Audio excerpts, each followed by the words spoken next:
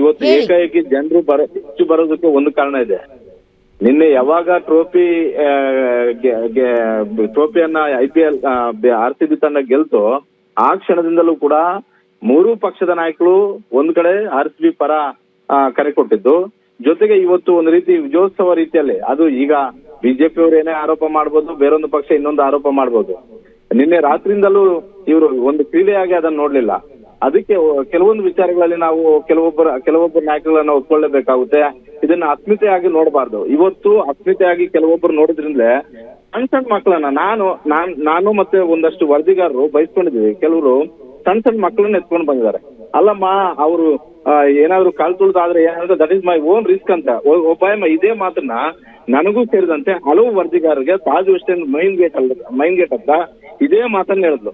ಆಕೆ ಎತ್ಕೊಂಡು ಬಂದಿದ್ದಂತಹ ಮಗು ಎಷ್ಟಂದ್ರೆ ಒಂದು 6 ರಿಂದ 7 ವರ್ಷ ಇರ್ಬೋದು.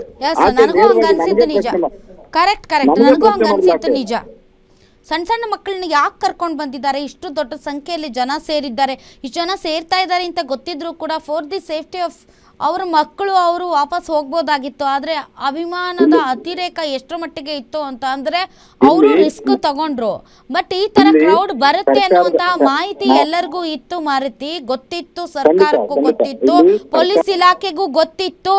ನೀವು ಅಷ್ಟು ದೂರ ಹೋಗ್ಬೇಡಿ. ಹೋಗ್ಲಿ, ಈಗ ಜನ normal public, common man, normal public ವಿಧಾನಸೌಧದ ಆ ಒಂದು ಗೇಟ್ನ ಹೊರಗಡೆ ಇದ್ರು. ಬಟ್ ವಿಧಾನಸೌಧದ ಅಂಗಳದಲ್ಲಿ, ವಿಧಾನಸೌಧ ಮೆಟ್ಟಿಲಿನ ಮೇಲಿನ ಕಾರ್ಯಕ್ರಮ ಎಷ್ಟು ಅವ್ಯವಸ್ಥೆಯಿಂದ ಕೂಡಿತ್ತು ತಾವು ನೋಡಿದ್ರ? ಅಲ್ಲಿದ್ದವ್ರು ಯಾರು ಮಾರ್ತಿ?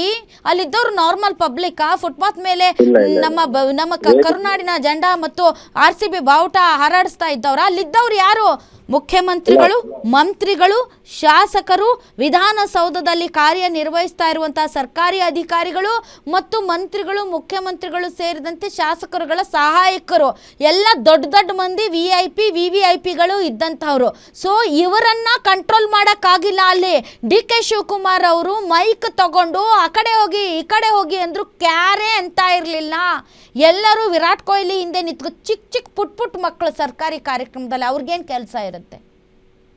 ಅಭಿನಂದನಾ ಕಾರ್ಯಕ್ರಮದ ಇವ ನನ್ನ ಮಗ, ಇವ ನನ್ನ ಮೊಮ್ಮಗ, ಇವ ನನ್ನ ಮಗಳು ಅಂತ ಅಲ್ಲಿ ಕೊಹ್ಲಿ ಎದುರುಗಡೆ ಫೋಟೋ ತಕ್ಕೋಬೇಕು. ಫುಲ್ ಮೆಸಪ್ ಮಾಡಿಬಿಟ್ರು ಕಾರ್ಯಕ್ರಮನ ಇವರು.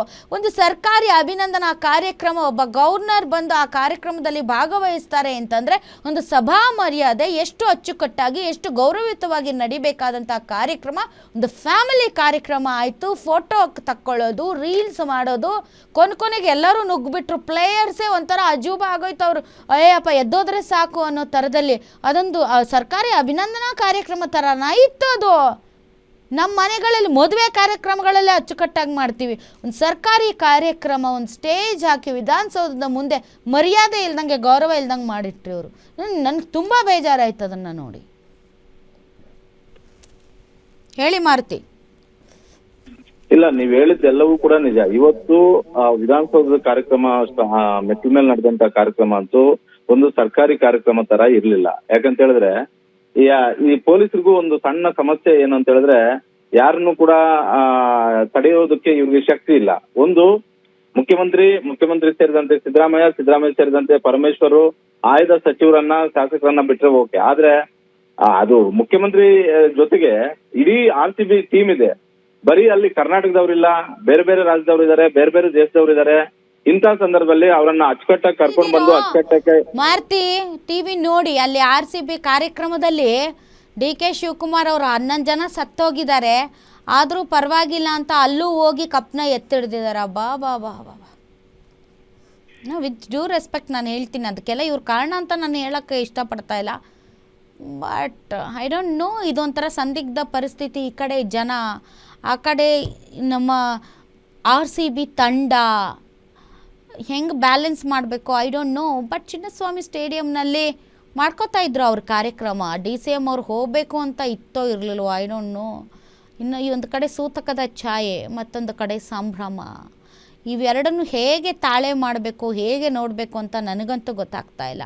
ಬಟ್ DK ಶಿವಕುಮಾರ್ ಅವರು HAL ವಿಮಾನ ನಿಲ್ದಾಣಕ್ಕೆ ಹೋದರು, ಅಲ್ಲಿ ಪ್ಲೇಯರ್ಸ್ನ ಗ್ರೀಟ್ ಮಾಡಿದರು, ವಾಪಸ್ ಬಂದು ನೋಡ್ತಾರೆ. ಅವ್ರಿಗೆ ಗೊತ್ತಾಯಿತು ಇಲ್ಲ ಅವ್ಯವಸ್ಥೆ ಅಂತ, ಜನರನ್ನೆಲ್ಲ ಸರಿಸೋ ಪ್ರಯತ್ನ ಮಾಡ್ತಾರೆ. ಆದರೆ ಜನ ಅಲ್ಲ, ಅವರು ಎಲ್ಲ ವಿಧಾನಸೌಧದಲ್ಲಿ ಕೆಲಸ ಮಾಡೋರು, ಮಂತ್ರಿಗಳ ಸಹಾಯಕರು, ಅವರು ಇವರು ಒಬ್ಬರು ಸರಿಯೋದಕ್ಕೆ ರೆಡಿ ಇಲ್ಲ.